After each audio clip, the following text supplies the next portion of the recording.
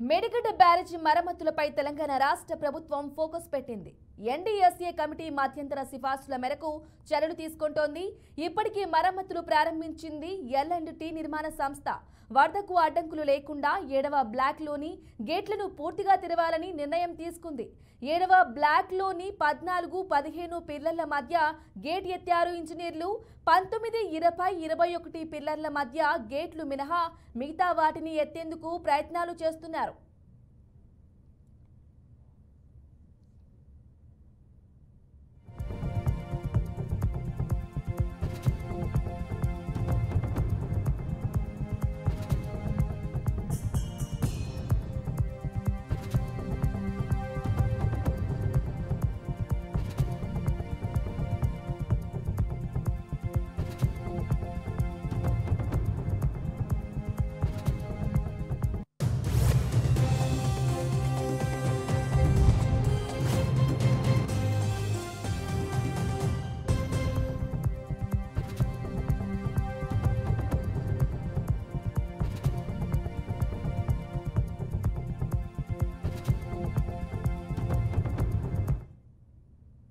ఏడవ బ్లాక్ ముందు ఉన్న ఇసుక మేటలు రాళ్లను సైతం తొలగించనుంది L&T.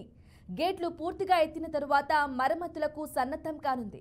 అటు మేడిగడ్డ, సుందిల బ్యారేజ్ల రిపేరుపై సీఎం రేవంత్ కీలక నిర్ణయం తీసుకున్నారు. కాళేశ్వరం ప్రాజెక్టుపై నేషనల్ డ్యామ్ సేఫ్టీ అథారిటీ ఇచ్చిన మధ్యంతర నివేదికలోని సిఫార్సులపై ముఖ్యమంత్రి సీఎం రేవంత్ ఆరా తీశారు. ఎన్డీఎస్ఏ నివేదికపై భారీ నీటిపారుదల శాఖ మంత్రి ఉత్తమ్ కుమార్ రెడ్డితో పాటు పలువురు మంత్రివర్గ సహచరులతో చర్చించారు.